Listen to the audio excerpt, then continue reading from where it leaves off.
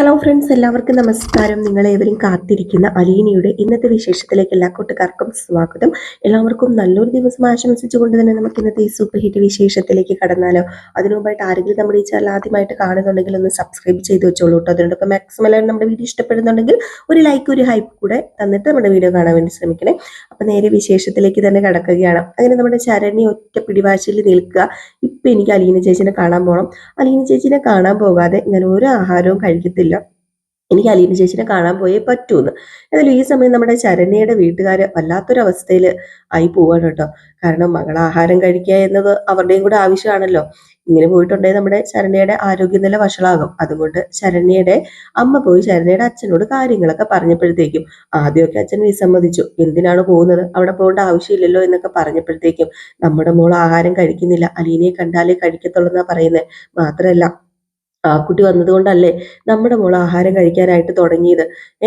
ഒന്ന് ഓർത്ത് നോക്കി കഴിഞ്ഞിട്ടുണ്ടെങ്കിൽ അവരുടെ ഈ ഒരു ആപത്ത് സമയത്ത് നമ്മൾ ഒന്ന് ചെന്ന് നോക്കണമല്ലോ എന്ന് പറഞ്ഞപ്പം അവിടെ ചെന്ന് കഴിഞ്ഞിട്ടുണ്ടെങ്കിൽ എന്തായി തീരും, നിനക്ക് എന്താ ഇത്ര ഉറപ്പ്? അവിടെ ചെന്ന് കഴിഞ്ഞിട്ടുണ്ടെങ്കിൽ അവരെല്ലാവരും കൂടെ ചിലപ്പോൾ നമ്മളെ എന്തെങ്കിലുമൊക്കെ ചെയ്യും. നീ എന്താ അത് മനസ്സിലാക്കാത്തത് എന്നൊക്കെ ചോദിക്കണം. കാരണം വേറൊന്നുമല്ല, രോഹിത് പ്രതി അല്ലാഞ്ഞിട്ട് കൂടി ഇവര് പ്രതി ലിസ്റ്റിൽ പെടുത്തിയല്ലോ. അപ്പൊ അതൊക്കെ മനസ്സിൽ വൈരാഗ്യമൊക്കെ ആയിട്ട് കാണുമോ എന്നൊക്കെയാണ് പേടി. അപ്പം ഇതൊക്കെ കേട്ടിട്ട് നമ്മുടെ ശരണയുടെ അമ്മയ്ക്കും വല്ലാത്തൊരു പേടിയൊക്കെ തോന്നിയെങ്കിൽ പോലും ഇവരുടെ മകളെ ആഹാരം കഴിപ്പിക്കണം. അതുമല്ല, മകളുടെ ഈ ഒരു അവസ്ഥ ഇങ്ങനെ തുടർന്നു കഴിഞ്ഞിട്ടുണ്ടെങ്കിൽ ആരോഗ്യനില വഷളാവുന്ന അറിയാം. അതുകൊണ്ട് എന്ത് ചെയ്യുന്നു, ആ അച്ഛൻ തന്നെ സമ്മതിക്കുകയാണ്. എങ്കിൽ ഒരു കാര്യം ചെയ്യ, പോയി എന്തെങ്കിലും കാണിക്ക്, ഞാൻ വരത്തില്ല, മകളെയും കൊണ്ട് നീ പൊക്കോ, എന്തെങ്കിലും കാണിക്കും, ഇപ്പൊ അവൾക്ക് കാണണമെങ്കിൽ കാണട്ടെ എന്ന് പറഞ്ഞ് ഒരു വിധത്തിൽ സമ്മതിച്ചിട്ട് നമ്മുടെ ശരണ്യയുടെ അമ്മയും കൂടി ചേർന്നിട്ട് നേരെ പോകുന്നത് നെടുമ്പുരയ്ക്കൽ വീട്ടിലേക്കാണ്. അപ്പൊ ഇവർക്ക് തന്നെ പോകാൻ അറിയില്ലല്ലോ നെടുമ്പുരയ്ക്കൽ വീട് ഏതാണെന്നോ. നെടുമ്പുരയ്ക്കല് അങ്ങനെ ആൾക്കാരോട് ചോദിച്ചറിഞ്ഞു പോകാനോ ഒന്നും പറ്റത്തില്ലാത്തതുകൊണ്ട് നേരെ ഷാജിയുടെ അടുത്ത് ചെല്ലുകയാണ്. അപ്പൊ ഷാജിയുടെ അടുത്ത് ചെന്നിട്ട് ഷാജിനെയും കൂട്ടി പോകാമല്ലോ. അപ്പൊ ഷാജിക്കാണെങ്കിൽ അലീനയുടെ വീട് ഏതാ, അലീന താമസിക്കുന്നത് എവിടെയാ എന്നൊക്കെ വളരെ വ്യക്തമായിട്ട് അറിയാലോ. അപ്പൊ അതുകൊണ്ട് ഷാജിയുടെ അടുത്ത് നിന്ന് കാര്യം പറയുമ്പോഴത്തേക്കും ഷാജിയും വിസമ്മതിക്കുന്നുണ്ട്. ഷാജി പറയുന്നുണ്ട് അതിന്റെ ആവശ്യമുണ്ടോ, അവിടെ ചെന്ന് കഴിഞ്ഞിട്ടുണ്ടെങ്കിൽ എന്തായി തീരും, അവരൊക്കെ വലിയ ആൾക്കാരാണ്. ഈ അലീന എന്ന് പറയുന്ന ആ പെണ്ണ് അവിടുത്തെ വെറും ഒരു വേലക്കാരി മാത്രമാണ്. അവളെ കാണാനായിട്ട് അങ്ങോട്ടേക്ക് ചെല്ലുക എന്ന് പറയുന്നത് പോസിബിൾ ആണോ, അതിന്റെ ആവശ്യമുണ്ടോ എന്നൊക്കെ ചോദിക്കുമ്പം ശരണ്യ ഒറ്റക്കാലിൽ നിന്ന് തന്നെ തപസ് ചെയ്യാണ്. എനിക്ക് പോണം, എനിക്ക് പോയേ പറ്റൂ എന്ന് പറഞ്ഞ് എന്താ പറയാ, അലീന ഭയങ്കര പിടിവാശിയിലാണ്. അലീനയ്ക്ക് കാണണം, അലീനയല്ല സോറി, ശരണ്യക്ക് കാണണം, ശരണ്യക്ക് പോയേ പറ്റൂ എന്ന് പറഞ്ഞ് ഭയങ്കര പിടിവാശിയിലാണ് ശരണ്യ. അപ്പൊ ഷാജിയും പറഞ്ഞു, ഏതായാലും എനിക്ക് വരുന്നത് കൊണ്ട് കുഴപ്പമൊന്നുമില്ല, പിന്നെ അലീന നീ അവിടെ ചെന്നെന്ന് ഓർത്തുകൊണ്ട് നിന്നെ വഴക്ക് പറഞ്ഞ് തിരിച്ചു വിടാനൊന്നും പോകുന്നില്ല. എനിക്ക് ആ വീട്ടുകാരെയാണ് പേടി. കാര്യം അറിയാലോ, നിങ്ങൾ ആദ്യം വേറൊരു മൊഴി പറയുന്നു, രണ്ടാമത് വേറൊരു മൊഴി കൊടുത്തു, പിന്നെയാണ് രോഹിത് എന്ന് പറയുന്ന ആ പയ്യൻ രക്ഷപ്പെട്ട് വെളിയിലേക്ക് വന്നത്. അപ്പൊ അതൊക്കെ മനസ്സിലുണ്ടെങ്കിൽ അവിടെ ചെന്ന് കഴിയുമ്പോഴത്തേക്കും നിന്നോട് എങ്ങനെ പെരുമാറും എന്നൊന്നും അറിയില്ലല്ലോ എന്നൊക്കെ പറഞ്ഞിട്ടാണ് നമ്മുടെ ഷാജിയും കൊണ്ടുപോകുന്നത്. ഇതെല്ലാം പറഞ്ഞപ്പോഴത്തേക്ക് ശരണ്യ പറഞ്ഞു, ഞാനെല്ലാം അഡ്ജസ്റ്റ് ചെയ്തോളാം, എല്ലാം ഞാൻ ഡീൽ ചെയ്തോളാം. അലീന ചേച്ചി അവിടെ ഉള്ളിടത്തോളം കാലം ആരും എന്നെ ഒന്നും പറയാൻ പോകുന്നില്ല, എനിക്കറിയാം. അലീന ചേച്ചി അങ്ങനെയാണ് എന്നൊക്കെ പറഞ്ഞിട്ടാണ് ഇവര് നേരെ പോകുന്നത് എങ്ങോട്ട്, നമ്മുടെ അലീനയെ കാണാനായിട്ട്. ഏതായാലും പിന്നെ കാണിക്കുന്ന സീൻ എന്ന് പറഞ്ഞു കഴിഞ്ഞിട്ടുണ്ടെങ്കിൽ നമ്മുടെ അലീന കുറച്ച് എന്താ പറയാ, അസുഖമൊക്കെ മാറി ഏകദേശം ആ ഒരു പനിയൊക്കെ കുറഞ്ഞു വന്നു കേട്ടോ. എന്നിരുന്നാൽ പോലും അലീനയെ ആ ബെഡിൽ തന്നെ കിടത്താനാണ് സഹോദരങ്ങളുടെ ഉദ്ദേശം. ഇനി ഉടനെ ഒന്നും എണീക്കേണ്ട, അവിടെ കിടന്നോ എന്ന് തന്നെയാ പറയുന്നത്. അങ്ങനെ നമ്മുടെ അലീന അവിടെ കിടക്കാണ്. ആ റൂമിൽ നിന്ന് സഹോദരങ്ങൾ പുറത്തിറക്കുന്നേ ഇല്ല. അപ്പൊ നമ്മുടെ രോഹിത് റൂമിലേക്ക് കയറി വന്നു. അപ്പൊ രോഹിത്തിനോട് അലീന കോളേജിൽ പോകേണ്ട കാര്യങ്ങളൊക്കെ പറയുന്നുണ്ട്.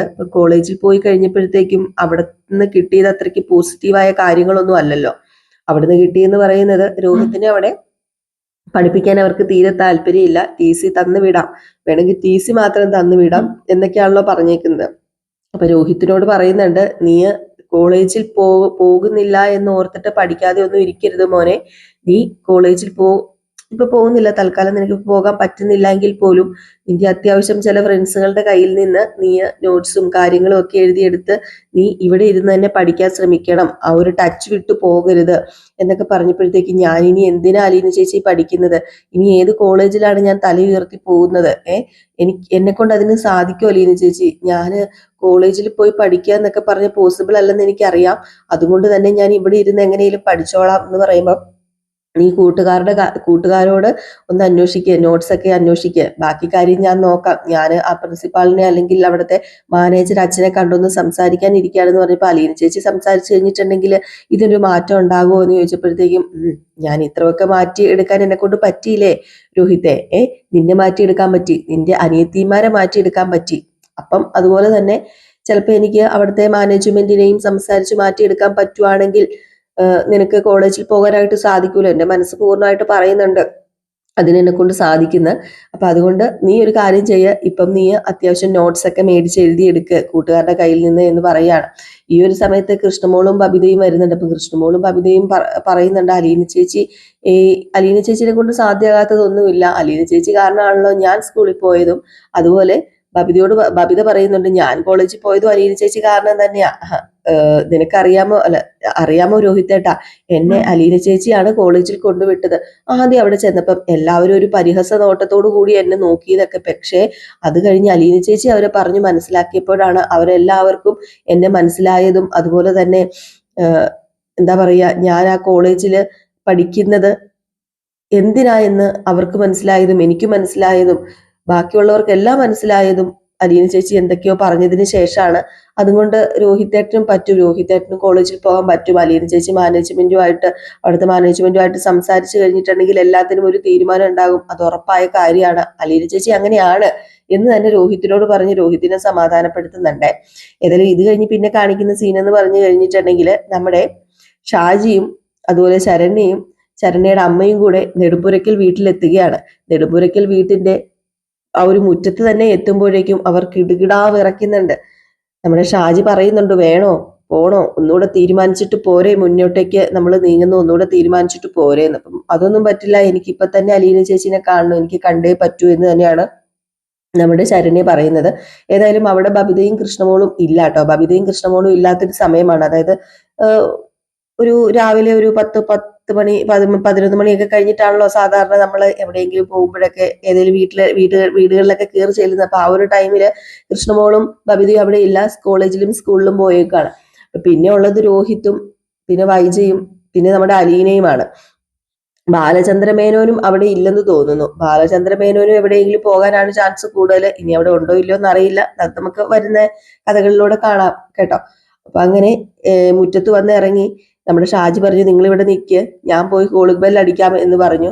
അപ്പോഴത്തേക്കും ശരണി ചോദിക്കുന്നുണ്ട് ഷാജി ചേട്ടൻ എന്തിനാ പേടിക്കൊന്നും വേണ്ട, അലീന ചേച്ചി ഇവിടെ ഉണ്ടല്ലോ, അതുകൊണ്ട് പേടിക്കൊന്നും വേണ്ട എന്ന് പറഞ്ഞപ്പം നിനക്കിപ്പോ ഈ ധൈര്യമൊക്കെ ഉണ്ടായിരിക്കും, പക്ഷെ അവര് എങ്ങനെയാ നമ്മളോട് പെരുമാറാന്നൊന്നും അറിയാൻ പറ്റില്ലല്ലോ, അതുകൊണ്ട് ഞാൻ പോകാം, നിങ്ങൾ എന്റെ പുറകെ വന്നാൽ മതി എന്ന് പറയണം. അങ്ങനെ ഷാജി നേരെ കയറി ചെന്ന് കോളിംഗ് ബെൽ അടിക്കുന്നു. ഏതായാലും ഈ സമയത്ത് ശരണ്യയുടെ അമ്മയ്ക്കും വല്ലാത്തൊരു പേടിയൊക്കെ, ഒരു ഭയം ഫീൽ ചെയ്യുന്നുണ്ട്. അത് വേറെ ഒന്നുമല്ല, ഇവർക്ക് പേടി അതായത് ഇവർ ചെയ്ത തെറ്റ് ഒരു വലിയ തെറ്റ് തന്നെയാണല്ലോ. രോഹിത് എന്ന് പറയുന്ന ഒരു പയ്യൻ റേപ്പ് ലിസ്റ്റിൽ പെട്ടിട്ടില്ല, എന്നിട്ടും അതിനകത്ത് കൊണ്ട് വലിച്ചരച്ചിട്ട് ഇത്രയുമൊക്കെ ആക്കി തീർത്തത് നാട്ടുകാരും അതുപോലെ സമുദായക്കാരും രാഷ്ട്രീയക്കാരൊക്കെ പറഞ്ഞിട്ടാണ് എന്ന് പറഞ്ഞാലും അത് ഇവരുടെ കുറ്റം കൂടെ തന്നെയാണല്ലോ. ശരണയും തെറ്റുകാരിയാണല്ലോ അതിൽ. അപ്പം അതാണ് ഇവരുടെ മനസ്സിൽ ആ ഒരു കുറ്റബോധം കിടക്കുന്നത്. ഏതായാലും ഈ സമയത്ത് ഇതാരാണെന്ന് അറിയില്ലല്ലോ, ഇതാരാ എന്ന് പറഞ്ഞ് നമ്മുടെ രോഹിത് നേരെ പോയി വാതില് തുറക്കാണ്. വാതില് തുറന്നു കഴിയുമ്പോഴത്തേക്കും കാണുന്ന കാഴ്ച എന്ന് പറഞ്ഞാല് നമ്മുടെ ഷാജീനെയാണ്. അപ്പൊ ഷാജിനെ പെട്ടെന്ന് കണ്ടതും നിങ്ങൾ ആരാ എന്നിങ്ങനെ ചോദിക്കുന്നുണ്ട് രോഹിത്. അപ്പം പെട്ടെന്ന് നമ്മുടെ ശരണി ഇങ്ങനെ ഷാജിയുടെ മറവിൽ നിന്ന് വരികയാണ്. അങ്ങനെ ശരണ്യ വല്ലാത്തൊരവസ്ഥയില് നമ്മുടെ രോഹിത്തിനെ നോക്കുമ്പോഴത്തേക്കും ശരണ്യക്ക് ഓർമ്മ വരുന്നതെല്ലാം എന്താണെന്ന് പ്രത്യേകിച്ച് പറയേണ്ട ആവശ്യമില്ലല്ലോ. അന്ന് ആ റേപ്പ് സമയത്ത് നടന്ന സംഭവങ്ങളൊക്കെ ഒന്നും കൂടി നമ്മുടെ ശരണ്യ ഓർത്തെടുക്കാൻ ശ്രമിക്കുന്നുണ്ടെങ്കിലും ശരണ്യ തന്നെ അത് മായ്ച്ചു കളയുന്നുണ്ട്. എന്നിട്ട് ശരണ്യ നേരെ കയറി വന്നിട്ട് എന്നെ മനസ്സിലായോ, ഞാൻ ആരാണെന്ന് മനസ്സിലായോ എന്നിങ്ങനെ ചോദിക്കുമ്പോഴത്തേക്കും രോഹിത് ഒന്നും മിണ്ടുന്നില്ല. പക്ഷെ രോഹിത്തിന് മനസ്സിലായി ആരാണെന്ന്, വളരെ വ്യക്തമായിട്ട് രോഹിത്തിന് മനസ്സിലായെങ്കിലും രോഹിത് കമാന്നൊരക്ഷരം മിണ്ടുന്നില്ല. അപ്പോഴത്തേക്കും ഞാനേ അലീന ചേച്ചിനെ കാണാൻ വന്നതാ, ഞാനേ ആരാണെന്നോ, ഞാൻ ശരണ്യ എന്നിങ്ങനെ പറഞ്ഞപ്പോഴത്തേക്കും കയറി ബാ, എനിക്ക് അറിയാം എന്ന് നമ്മുടെ രോഹിത് ചെറിയ രീതിയിൽ പതിയെ സ്വരം താഴ്ത്തി പറയുന്നു. രോഹിത്തിനും ഇതേ ഒരു അവസ്ഥ തന്നെയാണ്. നമ്മുടെ ശരണ്യക്ക് എന്തൊരു അവസ്ഥയിലാണോ ശരണ്യ അവിടെ നിൽക്കുന്നത്, ശരണ്യക്ക് കുറ്റബോധം ഉണ്ടെങ്കിൽ അതേ കുറ്റബോധം തന്നെ നമ്മുടെ രോഹിത്തിനും ശരണ്യയോടുണ്ട്. കാരണം താൻ കാരണമാണല്ലോ, താൻ വിചാരിച്ചിരുന്നുവെങ്കിൽ ആ ഒരു സമയത്ത് ശരണ്യയെ രക്ഷിക്കാൻ പറ്റുമല്ലോ എന്നുള്ള മനസ്സിലെ ആ ഒരു ആ ഒരു ഇതുണ്ടല്ലോ, അതും നമ്മുടെ രോഹിത്തിന്റെ മനസ്സിലുണ്ട്. പക്ഷെ രോഹിത് കേറി വാ എന്ന് തന്നെ പറയുകയാണ്. അങ്ങനെ ശരണ്യയുടെ അമ്മയാണെങ്കിൽ രോഹിത്തിനെ കാണുന്ന ഉടനെ ശരണ്യയുടെ പുറകിലേക്ക് മറയുന്നുണ്ട്. ശരണ്യയുടെ അമ്മയ്ക്കും ഒരു കുറ്റബോധമുണ്ട്. ശരണ്യയുടെ അമ്മയും തെറ്റ് ചെയ്തിട്ടുണ്ടല്ലോ എന്ന ആ വലിയ കുറ്റബോധം കാരണം ആ സ്ത്രീക്ക് രോഹിത്തിന്റെ മുഖത്ത് നോക്കാനായിട്ട് സാധിക്കുന്നില്ല. ഏതായാലും ഈ ഒരു സമയത്ത് നമ്മുടെ ശരണ്യ അകത്തേക്ക് കയറി പോകുന്നു. ശരണ്യ പറയാ, അതെ, ഞാൻ അലീന ചേച്ചിനെ കാണാൻ വന്നതായിരുന്നു. അലീന ചേച്ചിക്ക് നല്ല പനിയാണെന്നൊക്കെ പറയുന്നത് കേട്ടല്ലോ. അലീന ചേച്ചി എന്നെ എന്നും കാണാനായിട്ട് വരികയായിരുന്നേ അങ്ങ് ഞങ്ങളുടെ കോളനിയില്. ഇപ്പൊ അലീന ചേച്ചി കുറെ ദിവസമായിട്ട് വരുന്നില്ല. ഞാൻ കഴിഞ്ഞ ദിവസം വിളിച്ചപ്പോഴാണ് അലീന ചേച്ചി പറഞ്ഞത് അലീന ചേച്ചിക്ക് പനിയാണെന്ന്. എനിക്ക് അലീന ചേച്ചിനെ ഒന്ന് കാണണം. അപ്പൊ ഷാജി രോഹിത്തിനോട് കാര്യം പറയാണ് കേട്ടോ. അപ്പം രോഹിത്ത് അലീന ചേച്ചി മുറിയിലുണ്ട്, പോയി കണ്ടോളൂ എന്നാണ് രോഹിത് പറയുന്നത്. ഏതായാലും രോഹിത്തിന്റെ ഈ ഒരു അവസ്ഥ കാണുമ്പോഴത്തേക്കും തന്നെ നമ്മുടെ ശരണ്യയുടെ അമ്മയ്ക്ക് എന്താ പറയാ, ആകെപ്പാടൊരു വല്ലാത്തൊരു ഫീലിങ്സ് അടിക്കുകയാണ്. അങ്ങനെ ശരണ്യയുടെ അമ്മ രോഹിത്തിനോട് സംസാരിക്കാൻ ശ്രമിക്കുന്നുണ്ടെങ്കിലും രോഹിത് ഒഴിഞ്ഞു മാറി തന്നെ പോവുകയാണ്. ഇവരോട് സംസാരിക്കാനൊന്നും കൂട്ടാക്കുന്നില്ല. പക്ഷെ നമ്മുടെ രോഹിത്തിന് ഇവരോട് ദേഷ്യമോ വിരോധമോ ഒന്നുമല്ല. രോഹിത്തിനും കുറ്റബോധം തന്നെയാണ്. കുറ്റബോധം കാരണം രോഹിത്തിന്റെ ഈ ചങ്ക് കിടന്ന് പെടയുക. അതുകൊണ്ട് ഇവരുടെ മുമ്പിൽ നിൽക്കാനോ നിവർന്ന് നിൽക്കാനോ ഒന്നും രോഹിത്തിന് കഴിയുന്നില്ല. രോഹിത് നേരെ അകത്ത് കയറി പോവാ. ഈ സമയത്ത് നമ്മുടെ ശരണ്യ എന്ത് ചെയ്തു, അലീനയുടെ അടുത്ത് ചെന്നു. അലീനയുടെ അടുത്ത് ചെന്നപ്പോഴത്തേക്കും അലീന ചെറുതായിട്ട് മയങ്ങുന്ന ഒരു സമയത്താണ്. അങ്ങനെ അലീനയുടെ അടുത്ത് പതുക്കെ ശരണ്യ കയറി ചെന്ന് കുറെ നേരം അലീനയുടെ മുഖത്തേക്ക് തന്നെ നോക്കിക്കൊണ്ടിരിക്കുക. അങ്ങനെ അലീനെ പതുക്കെ ഇങ്ങനെ തലോടി കഴിയുമ്പോഴത്തേക്ക് പെട്ടെന്ന് അലീന കണ്ണു തുറന്നപ്പോഴത്തേക്കും ദേ നിൽക്കുന്നു ശരണ്യനെ കണ്ടതും, ആഹാ എടി ഭയങ്കരി, നീ എങ്ങനെയാടി ഇവിടെ വന്നത് എന്നിങ്ങനെ ചോദിച്ചപ്പം, ആവശ്യക്കാരന് ഔചിത്യബോധം ഇല്ലല്ലോ, അതുകൊണ്ട് എന്റെ ആവശ്യം ഇത്, അതുകൊണ്ട് ഞാൻ വേറെ ഒന്നും നോക്കിയില്ല, ഞാൻ ഇവിടെ വന്നു അലീന ചേച്ചിനെ കാണാനായിട്ട്. അല്ല അതെങ്ങനെയാണെന്നാ ഞാൻ ചോദിച്ചത്. നിനക്ക് എങ്ങനെയാടി ഈ വീട് അറിയാം? അല്ല നീ തന്നെയാണ് ഇങ്ങോട്ടേക്ക് വന്നത്? തന്നെയൊന്നുമല്ല, തന്നെ എന്നെ വീട്ടിൽ നിന്ന് ഇങ്ങോട്ടേക്ക് വിടൂന്ന് അലീന ചേച്ചിക്ക് തോന്നുന്നുണ്ടോ? ഞാൻ ഇങ്ങോട്ടേക്ക് വന്നതേ അമ്മയുടെ കൂടെയാ. അപ്പൊ നിനക്കും അമ്മയ്ക്ക് ഈ വീട് അറിയാം? ഏയ്, എനിക്കും അമ്മയ്ക്ക് ഈ വീട് അറിയത്തില്ല. വീടറിയാവുന്നത് വേറൊരാൾക്കാ, ഷാജിയേട്ടന്. ഓ, അപ്പൊ ഷാജിയേട്ടന് വന്നിട്ടുണ്ടോ? ഷാജിയേട്ടനും അമ്മയും കൂടെയാ എന്നെ ഇങ്ങോട്ട് കൂട്ടിക്കൊണ്ട് വന്നത്. എങ്കിലും മോളെ ഇതിന്റെ ആവശ്യം ഉണ്ടായിരുന്നോ? ഉണ്ടായിരുന്നു അലീന ചേച്ചി, എനിക്ക് അലീന ചേച്ചിനെ കാണാതെ വീർപ്പ് മുട്ടുമായിരുന്നു എന്നൊക്കെ പറഞ്ഞിട്ട് അലീനയെ കെട്ടിപ്പിടിക്കുകയാണ്. ഏതായാലും ഈ സമയത്ത് നമ്മുടെ ശരണ്യയുടെ അമ്മയും അകത്തേക്ക് കയറി വരുന്നുണ്ട് കേട്ടോ. അങ്ങനെ നമ്മുടെ ശരണ്യ പറയാ, അലീന ചേച്ചി ഇപ്പൊ എങ്ങനെയുണ്ട്? പനിയൊക്കെ കുറവുണ്ടോ? പനിയൊക്കെ കുറവുണ്ട് മോളെ. ഇവിടെ ഉള്ളവരെ എന്നെ പൊന്നു പോലെയാ നോക്കുന്നത്. അല്ല, എനിക്ക് ഇങ്ങോട്ട് വരാൻ വേറെ ചെറിയ ബുദ്ധിമുട്ടുണ്ടായിരുന്നേ ഇവിടെ ഉള്ളവരെയൊക്കെ ഫേസ് ചെയ്യാനായിട്ട്. അതൊന്നും ഓർത്ത് മോള് വിഷമിക്കേണ്ട. ഇവിടെയുള്ള ആരും മോളെ ഒന്നും പറയത്തില്ല, അതെനിക്ക് ഉറപ്പാണ്. അതെനിക്കറിയാം. അലീന ചേച്ചി ഉള്ളിടത്തോളം കാലം എന്നെ ആരും ഒന്നും പറയത്തൊന്നുമില്ല. അപ്പം ശരണ്യയുടെ അമ്മ അവിടെ മാറി നിൽക്കുകയാണ്. അങ്ങനെ ശരണ്യയുടെ അമ്മേനെ അരികിലേക്ക് നമ്മുടെ അലീന വിളിച്ചു. അപ്പൊ ശരണ്യയുടെ അമ്മ പറഞ്ഞു, ഓ, ഈ പെണ്ണിനെ കൊണ്ട് തോറ്റുമോളെ, ഞാൻ പറഞ്ഞതാന്നേ ഇങ്ങോട്ടേക്ക് വരണ്ടാന്ന്.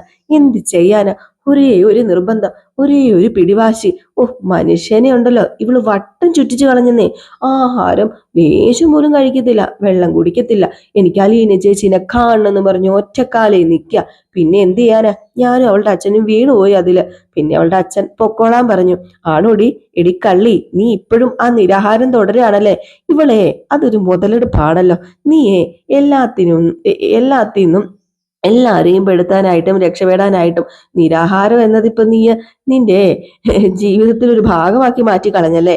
ദേ, ആഹാരത്തിനോട് അങ്ങനെ വിരക്തി കാണിച്ചാലേ ദൈവം പൊറുക്കത്തില്ല, ഞാൻ പറഞ്ഞേക്കാം.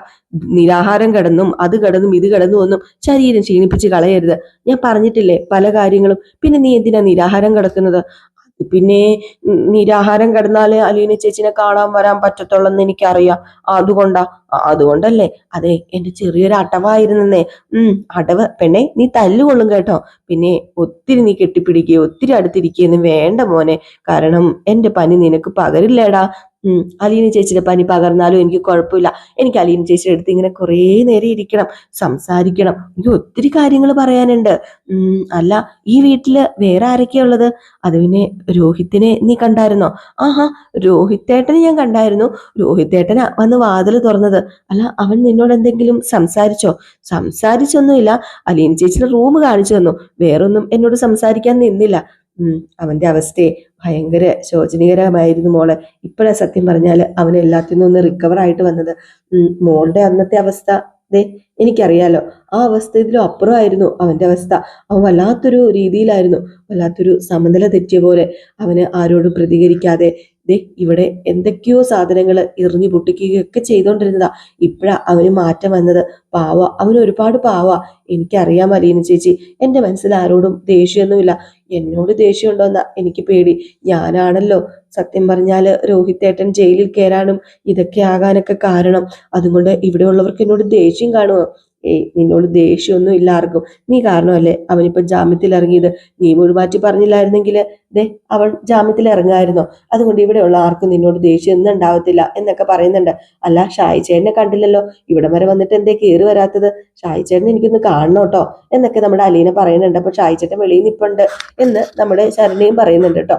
അപ്പൊ ഏതായാലും നമ്മുടെ ബാലചന്ദ്രനോ വൈജിയോ അതുപോലെ തന്നെ നമ്മുടെ ബബിതയോ കൃഷ്ണമോളോ ഒക്കെ ശരണ്യനെ കണ്ടാൽ ഇനി എന്തായി തീരും, പ്രത്യേകിച്ച് വൈജയുടെ മുമ്പിൽ എത്തിയാൽ എന്തായിരിക്കും എന്നൊക്കെ നമുക്ക് കാത്തിരുന്ന് തന്നെ കാണാം. അപ്പൊ എല്ലാവരും കാത്തിരിക്കും. ഈ ഒരു ഭാഗമൊക്കെ കാണിച്ചിട്ടാട്ടോ ഇന്നത്തെ വിശേഷം അവസാനിക്കുന്നത്. അപ്പൊ എല്ലാവർക്കും വീണ്ടും നല്ലൊരു ദിവസം ആശംസിച്ചുകൊണ്ട് നിർത്തുകയാണ്. ലൈക്ക് ചെയ്യാനും ഹൈപ്പ് ചെയ്യാനും മറക്കരുത്. നെഗറ്റീവ് ആണെങ്കിലും പോസിറ്റീവ് ആണെങ്കിലും നിങ്ങൾ കമന്റ് ചെയ്യാനും മറക്കരുത് കേട്ടോ. അപ്പൊ നെക്സ്റ്റ് വീഡിയോ ആയിട്ട് വരാം. Tata, bye bye.